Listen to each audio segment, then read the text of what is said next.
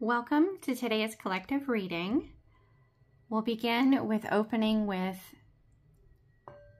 a bit of a sound resonance for the third eye, and then cleansing and clearing with the kyanite and the selenite to align the energies and elevate the energies as well, so that only the messages of the highest and greatest good may come through for the collective.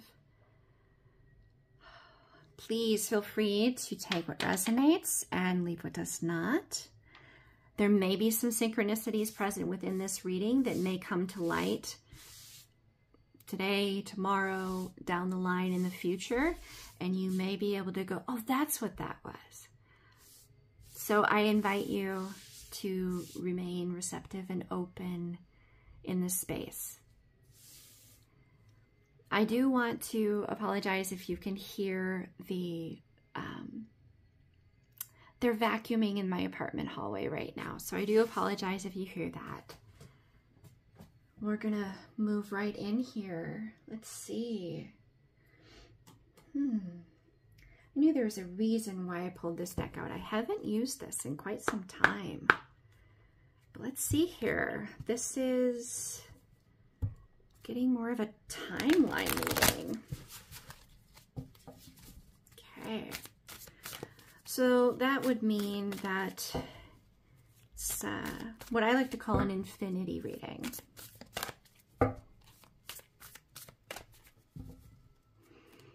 So, this is the past. Here we have the past. We have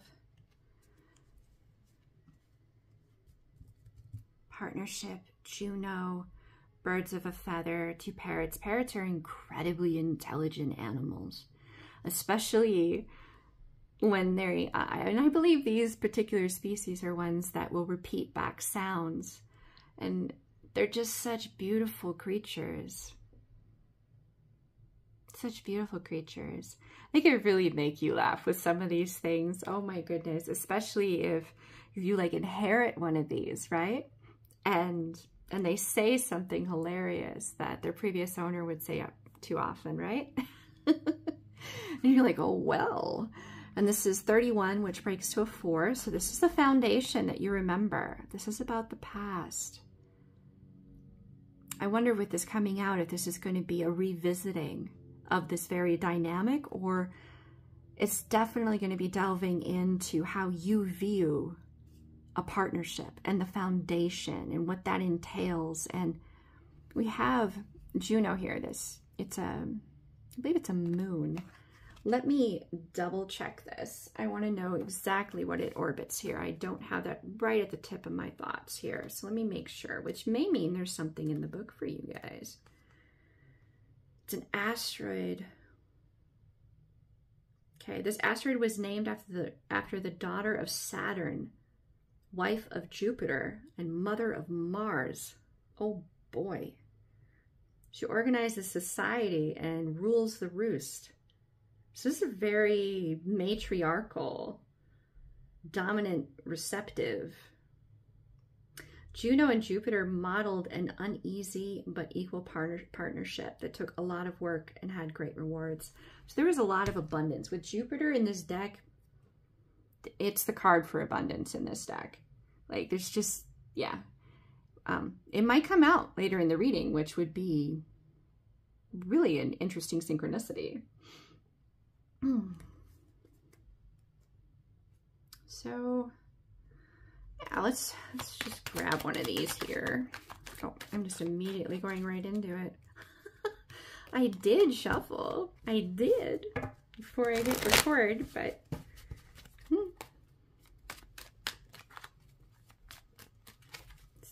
it's like there's an excitement to get this one out for you guys. Like they're just bubbling with excitement. They're being, you know, your spirit team. Okay.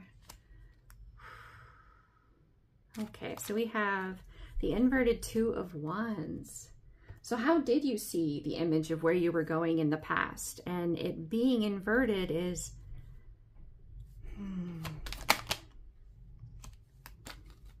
Oh, I didn't shuffle. Goodness gracious. Then we have the Temperance at the bottom. That's meant to be. There's a reason they're having me do that. But I'm gonna get a little more here.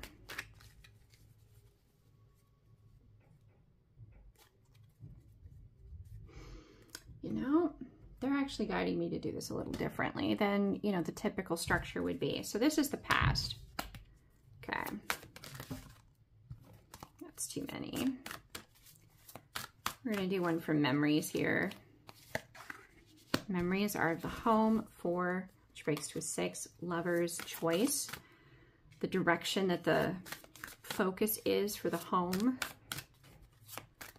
All the structures that protect that space. There's a moon in the center, so it, to me, is talking about shadow work. Okay, and this is the present. We have an alliance. These are Canadian geese, and they migrate at the turn of the seasons. The Canadian geese, they mate for life. Even if one are to, you know, is to be injured and not be able to fly for a time, there may be suitors that come to try to woo the partner that is capable and healthy and, you know, able to fly away, but they won't do that. There's a loyalty to that partner, but it's a loyalty to the self, to their truth. And they do fly in V's, so there is such trust in that point goose to know which direction to go. And they have a magnetic aspect within their mind that helps them to navigate the planet's magnetic field. So they move in a very intuitive way with Mother Earth, with Gaia. Let's move these a little bit here. So it's interesting, this may actually be like an overarching thing here. We're going to do that. We're going to do that. Even though it did fall here, but they had me change things up and I go with the flow. So this is current actions right now that are being acted towards. And it's first house arrival. This is very, that's a buck. And it's harvest almost energy. It's blooming and it's Gaia magnifying, amplifying, radiating. A new age.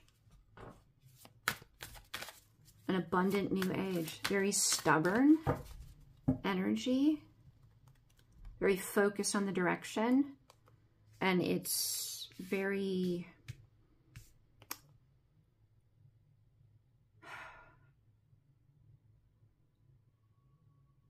I'll let that speak in a little bit deeper energy when we go deeper into it. This is going to be the future event is strength, dignified, owning that throne. This is future goals, which is to explore this. 47 is 11, which is, this is a mirroring, this is manifestation, this is elevation, as well as paying attention to the fine detail. There is a rose compass within this image, and there are all the colors of the chakras here, so Kundalini energy as well. This is what you don't see coming. This is the unplanned or surprise, which is cross-pollinate, bees, honeybees, Gemini, abundance. You are required for a lot of these species to be able to flourish. We'll save this part for the end here, because this is the most likely outcome. And it's important to kind of get these messages before we get to this point, because it all culminates here. Okay then, so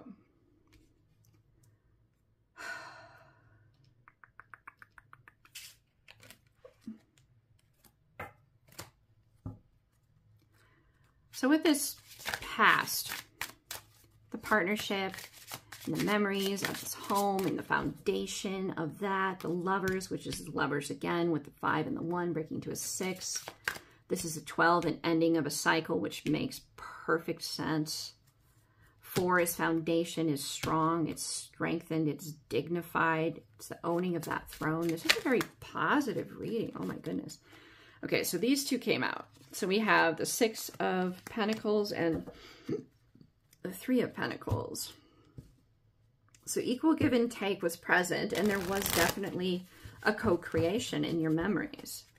It wasn't an easy connection, as you know, stated from the book, but it was very abundant. So you have 2 very strong personalities.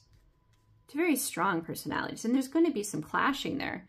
I do want to highlight in this card too, there is the rainbow here, and that also is a synchronicity with chakras.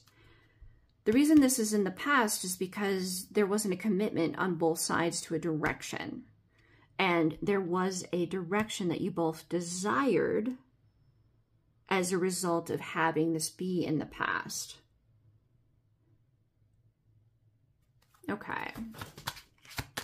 Future you're both protective of. Okay. So what do we need to know going through here a little bit more? We have the 10 of Pentacles. This love, this connection, this dynamic. There was so much strength and courage that you found as a result of this, because there was so much love present within this. It had such potential then, and it still has potential now. Interesting, the 7 of Cups came out inverted. Palmistry with help from a noble person. Oh, this tells me there was an energy that wasn't so noble, that was present, that was affecting the home space. Okay, so this is why it was past and memory. So there was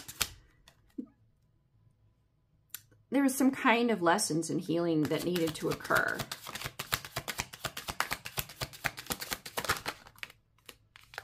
And it's 2 of Cups, so definitely a love dynamic.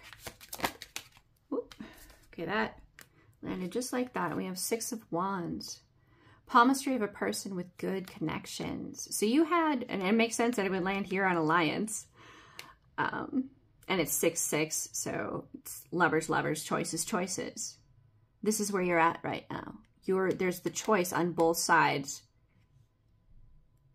to be in a partnership, in a relationship, in a dynamic, in an alliance, to be in connections that are positive. So this energy that was present in the home that caused this to kind of create this disharmony in focus of direction, choices have been made to have that loyalty present.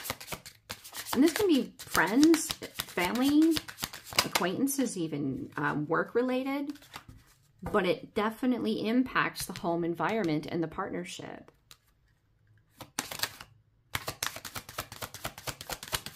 It's like on your drive home, for example, from work, you know, if you do commute, something that has been stated for me is that's like a time to kind of transition from the work box that you pull out when you go to work, the you that you are when you're there, and you transition out of that space into the I'm at home, this is me in my family space. That kind of a thing. It's that transitioning. And we have the 7 of Wands and the 5 of Swords. Obstacles. Okay. Adaptable and smooth dealing with things. This is more conversational. There are definitely typical ways of interpreting these cards, but I'm not going for the traditional way. I'm going for the intuitive, the message that is deeper, that's layered down in for you guys, for the collective tuning in. So with the 7 of Wands, there's a defensiveness. It's like wax on, wax off, right? The Karate Kid, how he learned from doing everyday things to defend himself, but he didn't realize that's what he was doing.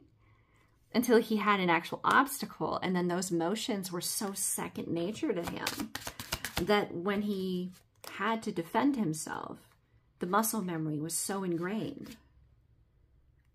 It's overcoming of these obstacles. Very much a sense of these choices have been leading to this. Okay. And then we have a 6 of Swords. To calmer waters, yes, but those calmer waters imply a level of, typically with fame comes abundance. Typically abundance of a lot of things across a lot of aspects of self, aspects of life. So this is creating the way for this abundance, this arrival of this abundance. Okay, so for planned events, we have wealth, the manifestation with the Ace of Wands, the manifestation of this with the 4, with this strong and dignified foundation, claiming that throne, owning that royal throne, with it being purple.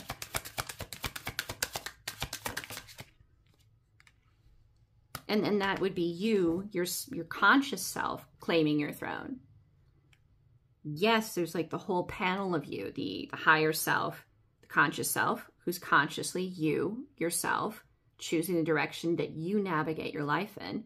You've befriended that inner ego. By taking that inner ego, or that inner teenager, off of the throne, allowing them to be a teenager and to learn from you, you are nurturing and healing and befriending your ego. Your ego is not your enemy. It's not your enemy. The ego, when you're not consciously on your throne, it's between the ego and the inner child to lead, to choose. So by claiming this throne, you're basically saying, hey, you know, mama or daddy is home. And we got this. You get to be a kid now. You get to be the teenager. You get to learn. You get to grow. I am containing this part of me, so you don't have to deal with this. You get to be you, so you can heal. By doing that, you're pulling in so much wealth and abundance into your life, because there's a reason why you move the way that you move. You're not going with the flow. There is a strategy to the choices that you make consciously about where you go. And with the chakra colors here, you know, right all the way on up to the crown, plus the spiral staircase. This is a synchronicity with, you know, Kundalini. So you're in alignment within you. Your energy body is in alignment. It's also synchronicity of DNA. When you do this, your DNA shifts. And the energy reacts. The energy around you throughout all of these dimensional layers of reality shifts as well. And that leads to wise decisions with 4 of Cups. Like, you're able to make balanced decisions from a space of intuition, yes, but also of love. Love is the focus. Making money is not the focus. Making a positive impact on other beings, other consciousnesses, helping other consciousness, oh my God, helping other conscious beings be healthier, happier, just by putting this purpose that you have, this drive that you have, this love that you have learned from in connection with divine out into the world. This is about the individual here. This is not about the partnership. This is about the individual. Yes, the other partner in this reading, they're going to have their own manifestation of this, their own way of supporting this as a couple, as a partner. But it is theirs, and then there is yours. This is not a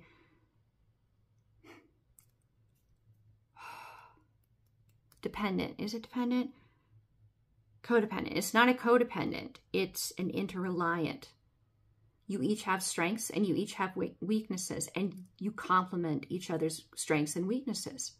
And you know that about them. That's why they are this partner to you. Because where you struggle, it's not a struggle for them at all. They got that. It's down. They've mastered it. And vice versa. As long as this focus is on that intuition, that love, that connection to divine, and which you have maintained that. You both have maintained that throughout this experience. That is why this is here. It is part of your soul contract, your plan in this life when you incarnated to achieve this. So that's planned. This is future goals. Ooh, I know it sounded rather like pointed there, but I had a very like dominant energy come through.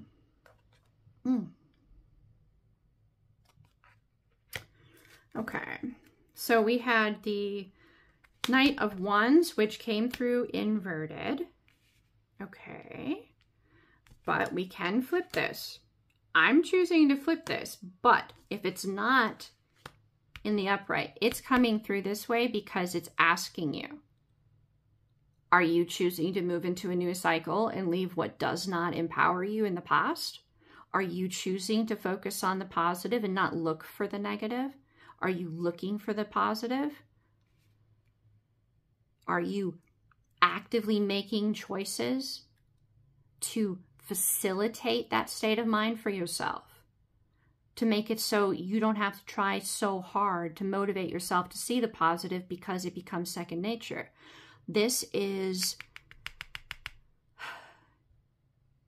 will become easier the more that you choose to focus on the positive. Your brain is an incredible organ. It will, whatever you positively reinforce, whatever you give to, it will make that neural pathway a more traveled neural pathway. It'll become stronger and stronger and stronger. So if you have been in a state of not consciously navigating where you go in life, the more that you choose to go in a direction consciously, the easier it will be every time you need to make a choice to not go with the flow, but go where you want to go. To choose to reinforce a positive thought, a positive emotion. Every single time you do that, it's easier and easier and easier. And before you know it, you won't have to positively reinforce it. It will just be. It'll be like breathing, walking. It'll be something you don't have to focus on intentionally.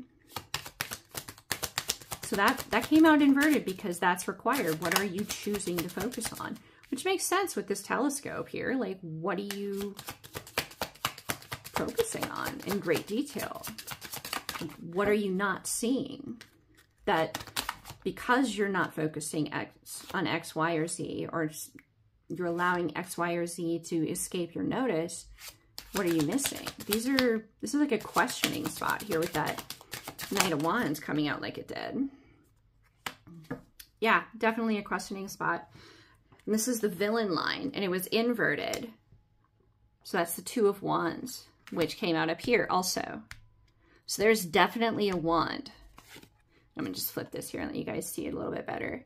There is a wand over here that is not desired to be brought into the future, to not be manifested or created, to co-create with. This could be an aspect of yourself. This could be another individual. This could be a past you versus future you. It's going to be unique to you, and you will know what this is, but there are plans in play. Now, this started with why this has come out, where it was and how it started.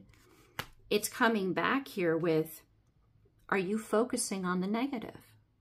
Are you giving to the karmic aspect? If you focus on any kind of karmic energy, especially when this is where you're currently at, this is where you are. You are co-creating with another individual, definitely. But there's more than just two geese here. This is a soul tribe. This is like a pack. This is a gaggle of geese. You are affecting through your choices, especially if you're the one leading the way.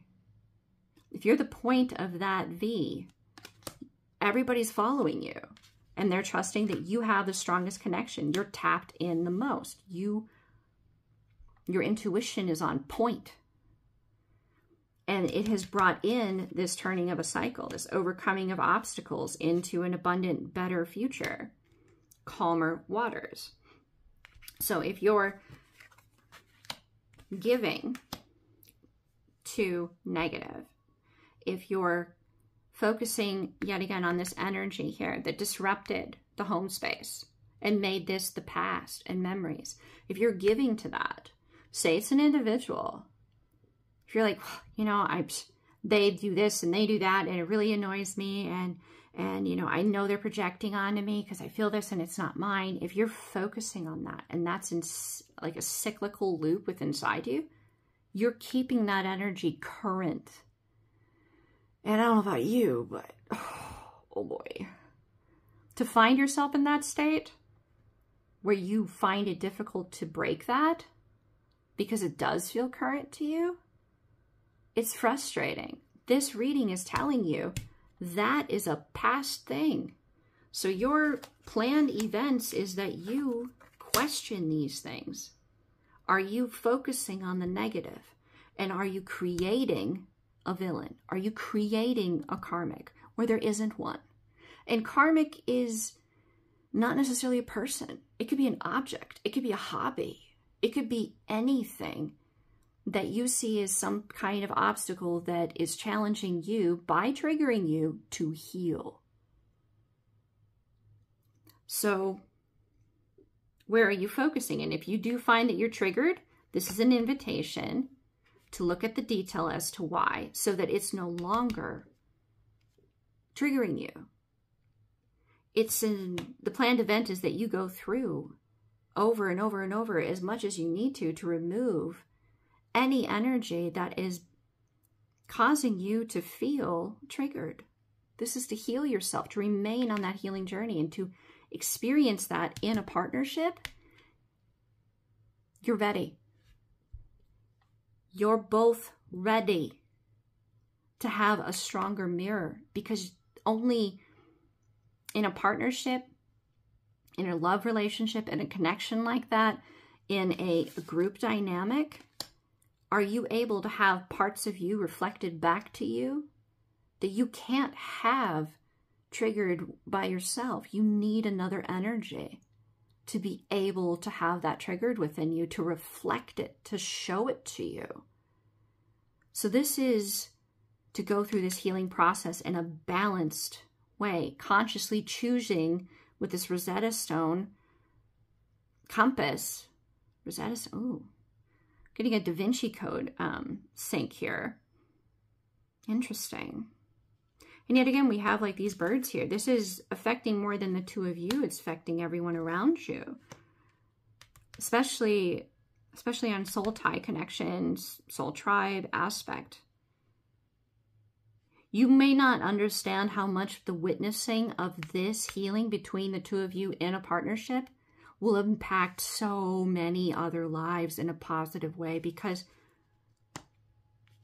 while you may not know and your partner may not know the way to do this, you know yourself, they know themselves, you love yourselves, and you have this guide stone of what is true north. And the two of you choosing to be this mirror for one another, you find your way. And through that finding of your way, they observe that it is possible to do this. And they learn, as well as you do, how to do that. And it's with loyalty, self-respect, self-love, self-acceptance. Only then can you model those very things and bring those very things to a relationship where you can be loyal to them, you can accept them, you can love them. Taking this villain and making it not a villain, taking what you choose to give to and making it a positive focus. So, you know, I'm going to leave these inverted because these are questions. How are you challenged with this? How do you look deeper into this?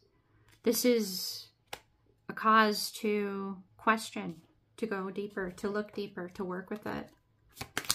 All right, so this is what you don't expect that's coming in. With Gemini, that is definitely, it's two, it's the twins.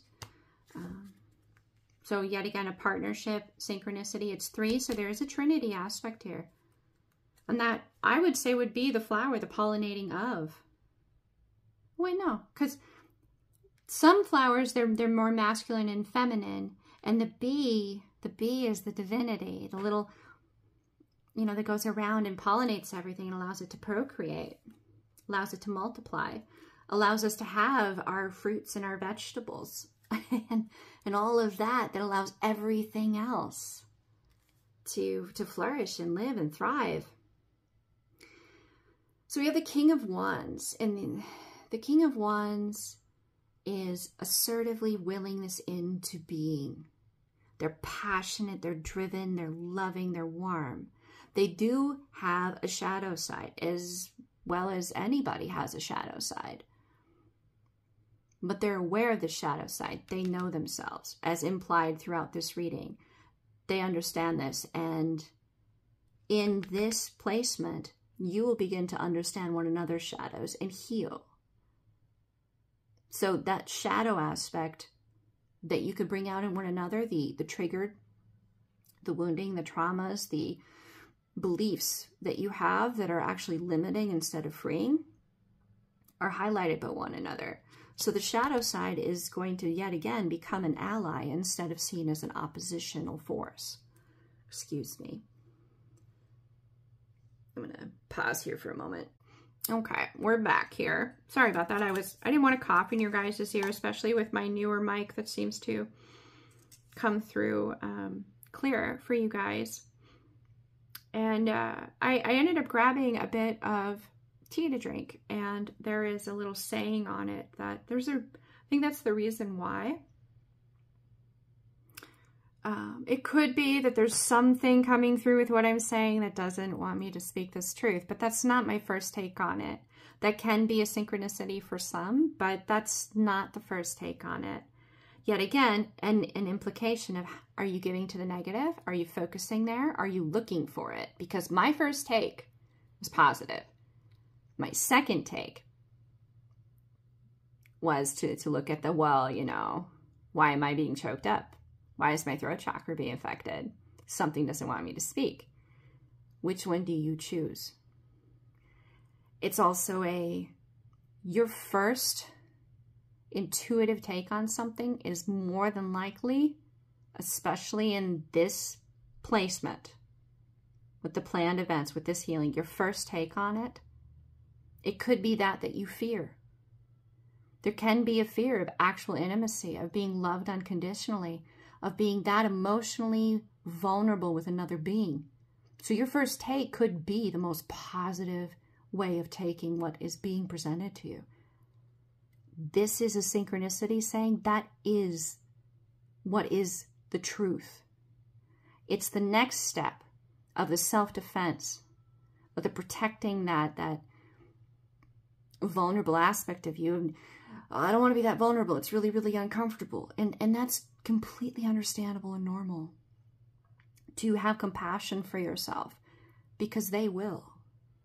As long as the two of you understand what's going on and you both have said this truth to one another, there won't be judgment there. There will be understanding and compassion and empathy. That this is not an easy thing to do, but it is worth it. It is so worth it. So this little saying here is, when fear is forcing you to give up, call upon your heart's courage to continue. This is a synchronicity of a saying that I have said before in many of my readings, that your heart's courage, what else could that be but love? To reach for love, to reach for that makes you happy, that brings you joy, that allows you to feel like you can expand energetically in the space that you're in.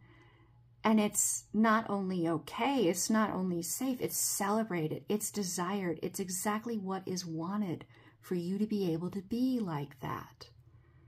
So when you feel that fear, to instead refocus on that, to give to that. And then compassion is the constant act of giving oneself to others. In this relationship, you both understand the very dynamic that was just presented. And you will both display it for one another. And it's all at your own pace. And it's all around you both. And it is being willed in a very assertive manner into being. And this is what's going to be surprising to both of you. How much this is exactly what you want. How much you both want this connection. How much you want this mirror, this person that is your person. It says, you know, someone who is physically weak, but you have a strong resistance. So nobody is perfect. And at a certain age, it's very rare to have, gotten through any aspect of life without some kind of an injury or an accident, or, you know, gaining like a diagnosis with a disease or a syndrome. Maybe you have diabetes. Like there's some aspect of the physicality that there could be a sense of insecurity around. But the cross-pollinate, it highlights the concept that came through earlier in the reading of your strength complements their weakness, and their strength complements yours. So you're not Superman or Wonder Woman. So what? The very fact that you have an imperfection, and I say that with quotes because the hell does that even mean, right? Who tells you you're imperfect? That's where you could maybe start doing some questioning. Like, is their truth actually your truth? And do you really want that aspect's truth to become your truth and remain your truth? A little self-inquiry there, right? So, say you have one aspect that is very good with people, that doesn't really engage in the emotional response. Is very logical, and while the other individual that they're interacting with could be very emotionally emotive and not grounded, they remain very muchly non-reactive. You can have one person in this situation be very strong in being able to do that. While the other side, they get so overwhelmed with how intense the emotion may be that they may have a harder time dealing with an individual coming at them with all that emotion, especially if there's really nothing that you can do with their emotiveness. And I got like a work dynamic in my mind. It's like you have a customer, for example, that comes to you and is just really, really upset, and you completely understand why, yet you work at this place that they're understandably upset about, and you agree with them. However, you don't have the authority in your position or the knowledge in your position to be able to really solve this very unfair or upset or emotive individual's dilemma. You have one side of this connection that would be very, very good at not engaging emotionally with this individual, which allows that individual to not feed off of the emotion. Like, it doesn't escalate.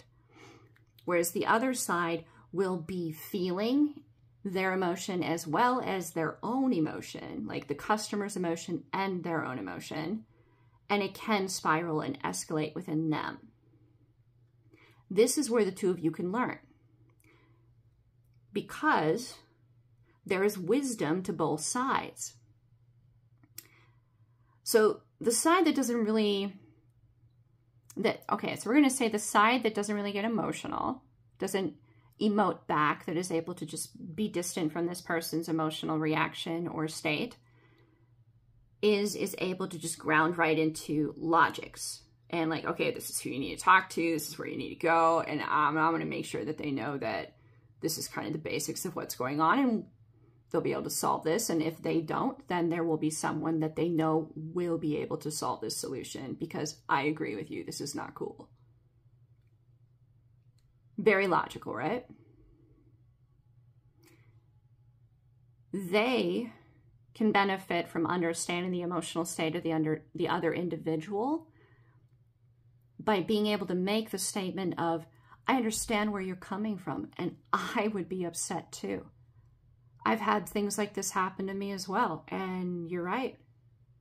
That can completely de-escalate the other part, like the customer's anxiety, because they feel heard, they feel acknowledged, and that allows them to know this person's going to go to bat for them. So they cannot have to feel like they need to over-advocate for themselves. They have an advocate in you.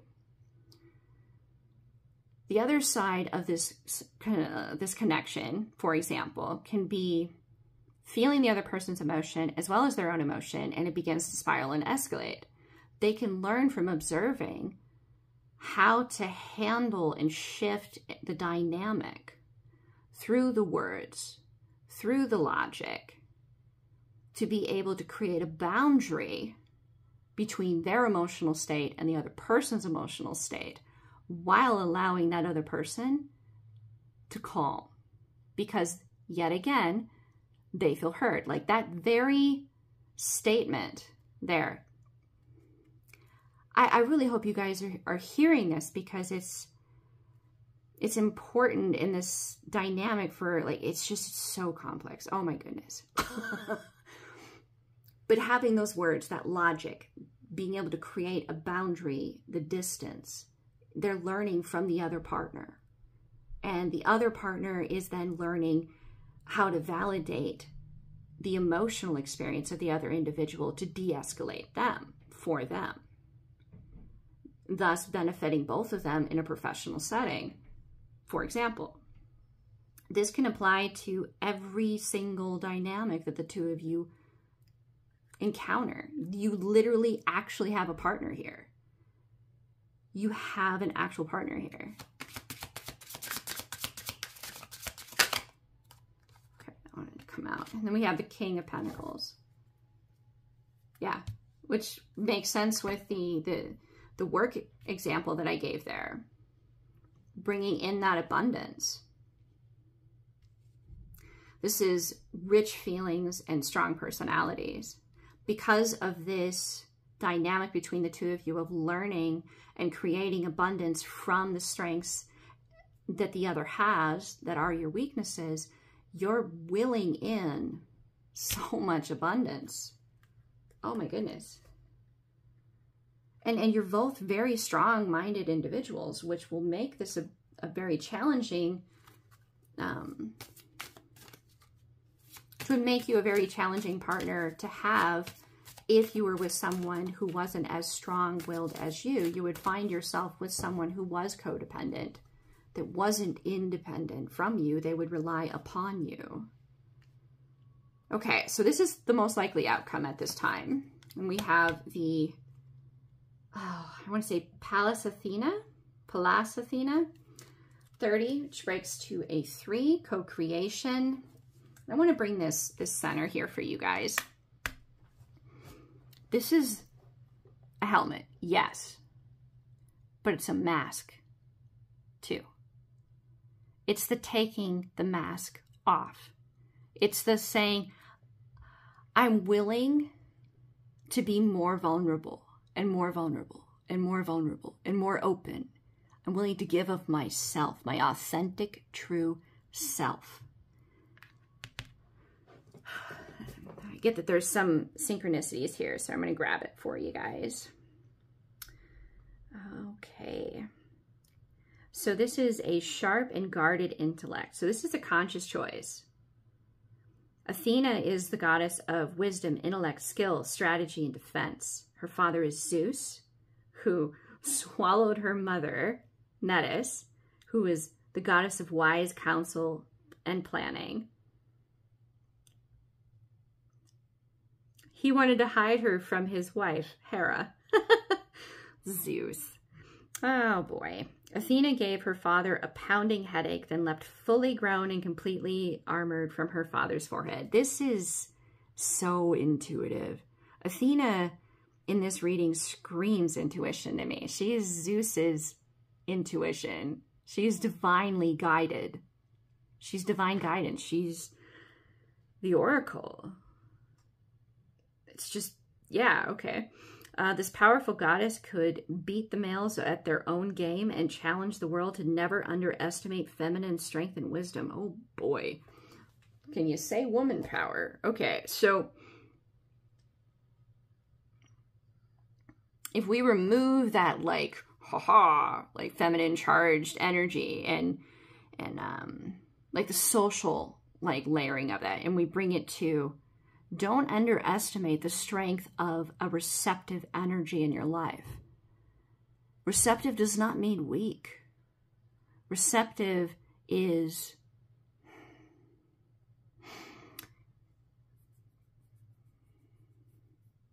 I have an example of erosion coming to mind. So if you take water, love, feeling, emotion, intuition, and you run it over a sandy beach, it will erode pretty quickly. It will, like in the span of time, the beach will erode rather quickly. However, if you are in the Grand Canyon, it takes a long time for that rock to erode. This is feminine strength,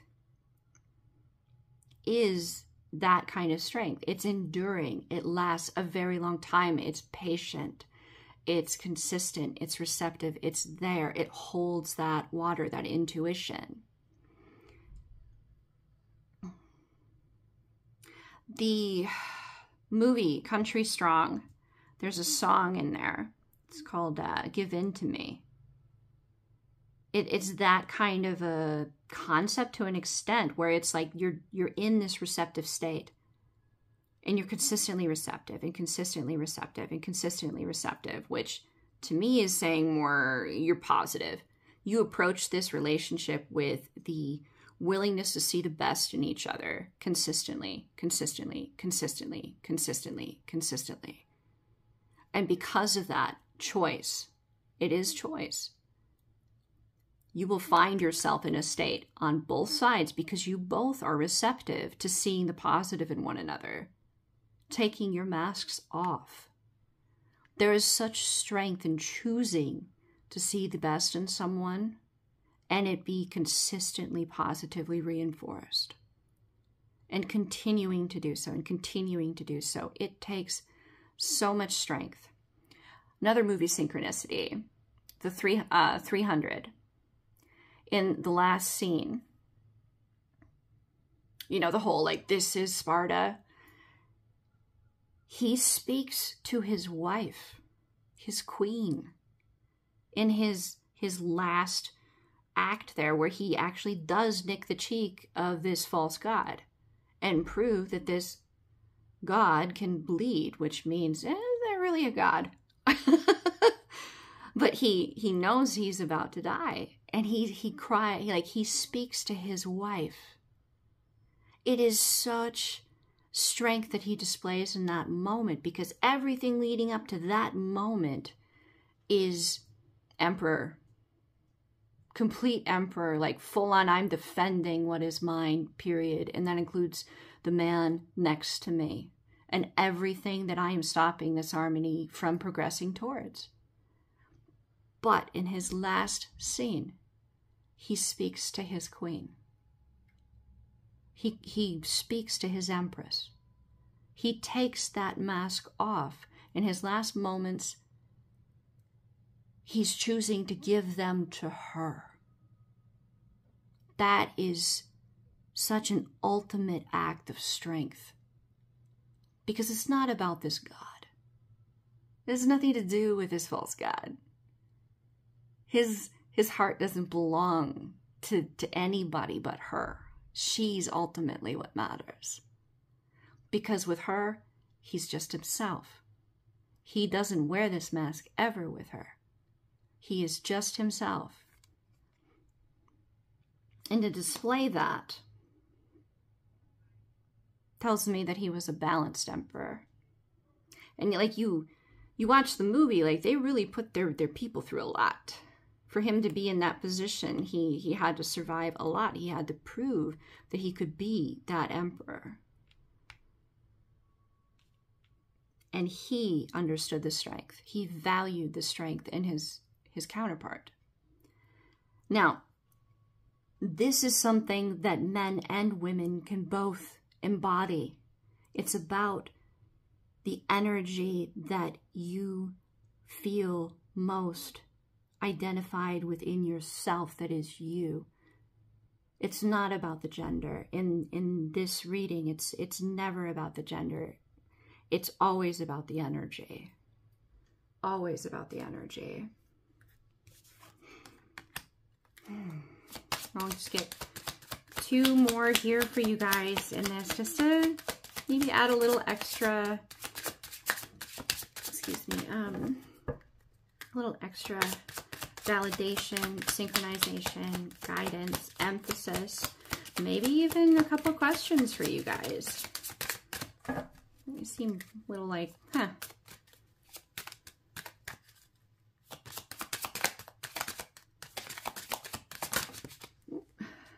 Okay, so we have the King of Cups and the 9 of Wands.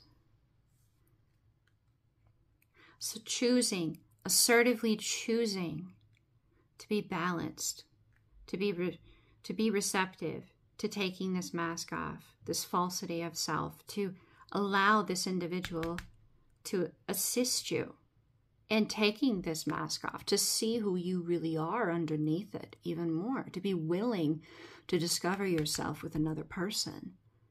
And these are olives.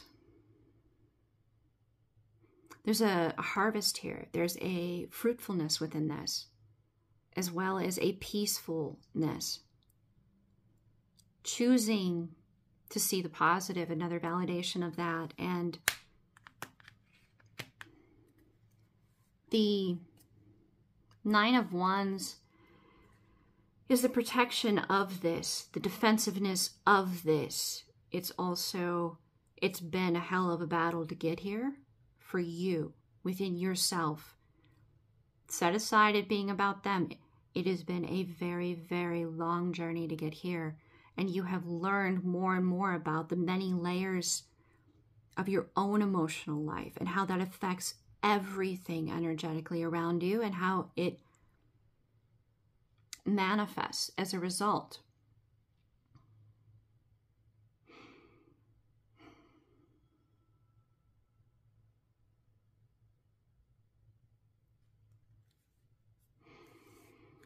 There's another layer to that, but it seems to be something that they decided to have out of reach. So we'll see if they want to bring it back here.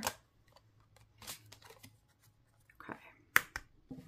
We have the Ace of Swords here, which I'll put this here. Wisdom, truth.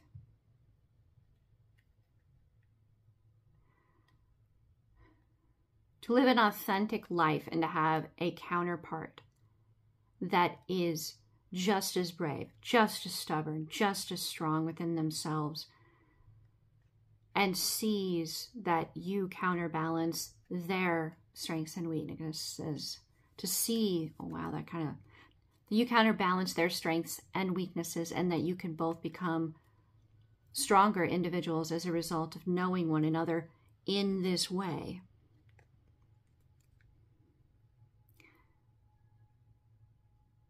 There is great strength to be found in a love this honest and authentic. The reason why in the 300, I mean, yes, they were very well-trained soldiers. Do not get me wrong. They were very, like, cutting-edge warriors for their time, and it showed. It was very obvious. But the other reason why they were so successful is because they were so driven to defend what was theirs. There was love that they were defending. They weren't paid to be there. Their loyalty wasn't to their paycheck. It was to those that they loved. which means all of them was focused on one outcome. Anything else was unacceptable. And be it that it's the movie and, yes, it didn't quite end, happily ever after. Because of that, this battle with the 300 changed the course of human history. Because this God was exposed for not being a God, which meant that their followers now doubted their divinity, which meant that love they couldn't inspire anymore. That devotion, that loyalty, they couldn't inspire anymore. And it caused the downfall, which meant all of these cultures that they conquered or would have conquered were able to return or never be conquered at all. All of that human history and that culture and that knowledge was preserved because all of that passion, skill, balance, assertive and receptive,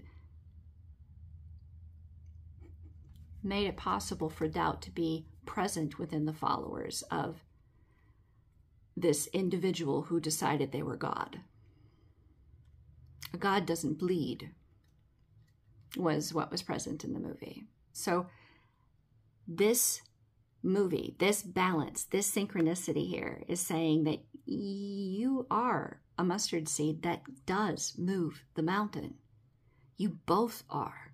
What you create together, just by being together, it doesn't matter if you end up being famous. It doesn't matter if you are on the public stage. Just the two of you being in this state and modeling it for others has a huge ripple effect. It inspires everyone around you.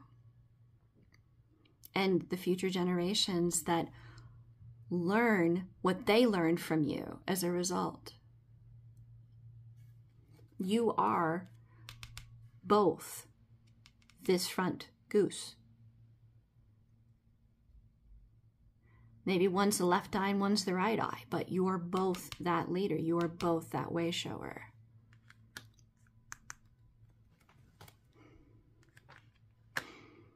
How to tap into that level of focus will always give you the advantage. Always. Always. All right. The divine within me honors the divine within you. Namaste.